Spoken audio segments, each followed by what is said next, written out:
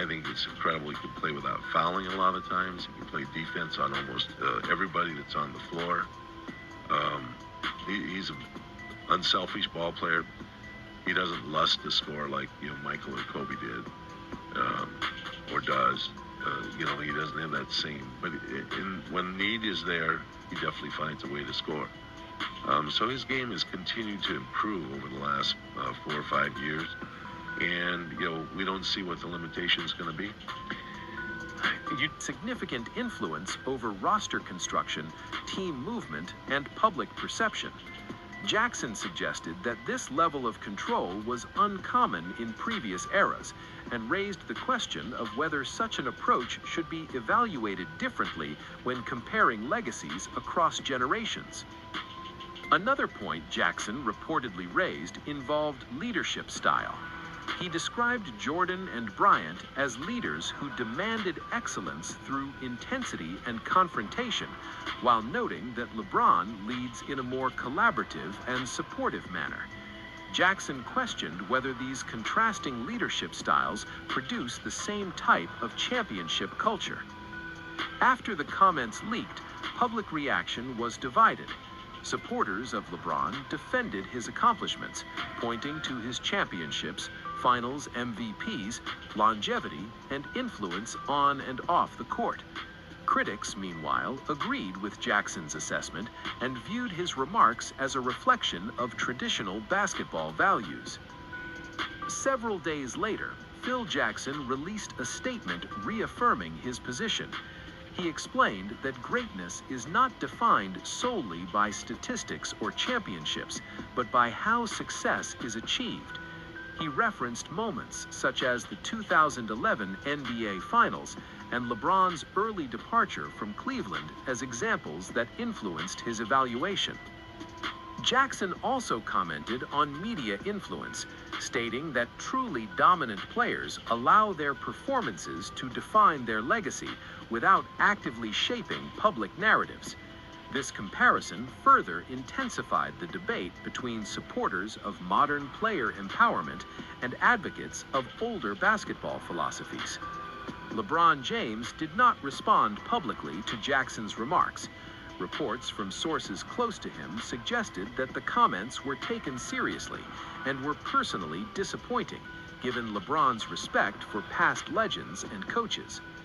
Ultimately, this situation highlights a broader discussion within basketball: how greatness should be defined across different eras. Jackson represents a traditional view centered on continuity. Special.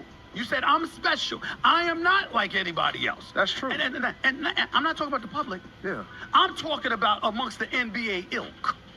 I'm talking about cats that are a part of the fraternity of 450 plus players. That's it, in the world. You still went to the negotiating table and said, I'm one of the best. We expect to see that shit. And if you don't show it to us, we gonna point out that ain't what you said at the negotiating table.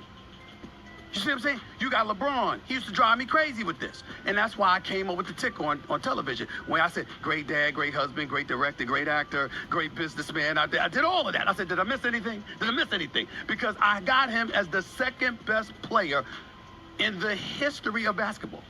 I got him ahead of Kareem. I got him behind no one but Jordan. And I said to Mr. Chirper himself, Rich Paul, my boy, and I said, you act like that's an insult. This dude, it is an insult. I said, get the fuck out of my face. Get the fuck out of my face.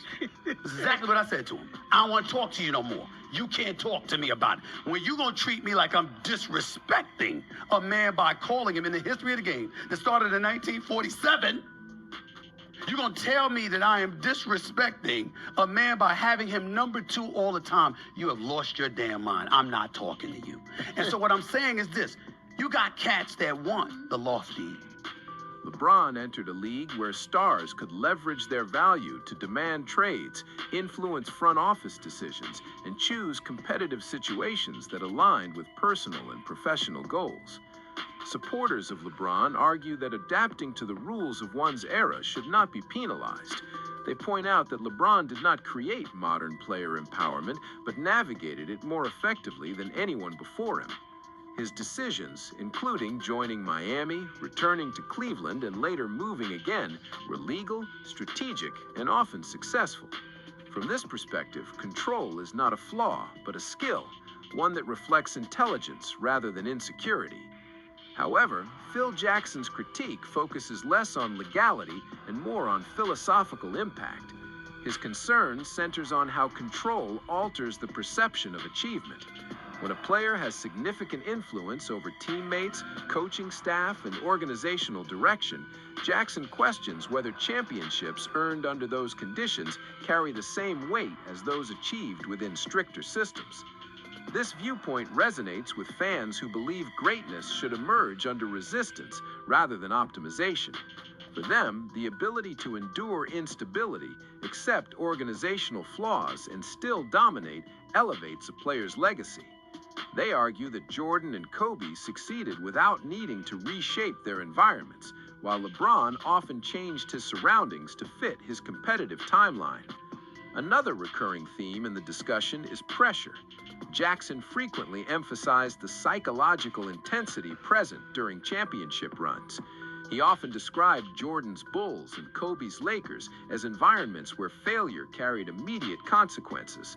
Playing time, roles, and trust were constantly earned rather than guaranteed. Jackson implied that this atmosphere hardened players and demanded internal accountability that could not be negotiated. Critics of Jackson's stance argue that this interpretation romanticizes hardship while ignoring context. They note that Jordan and Kobe both played alongside elite talent assembled through front office decisions rather than player alliances.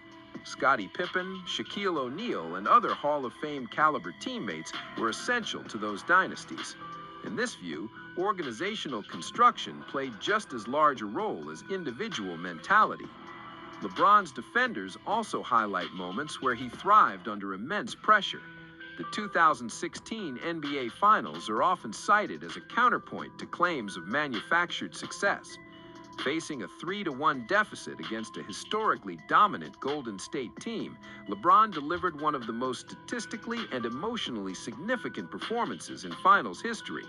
For many, that series alone challenges the notion that his greatness... It just sucks that, now at this point, having one of the,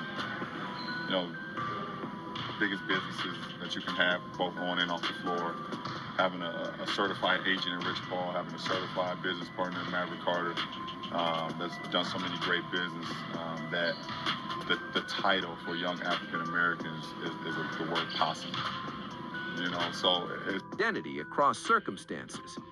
This distinction matters because basketball history is often shaped by narrative cohesion. Jordan's career arc is remembered as a rise, a brief departure, and a definitive return.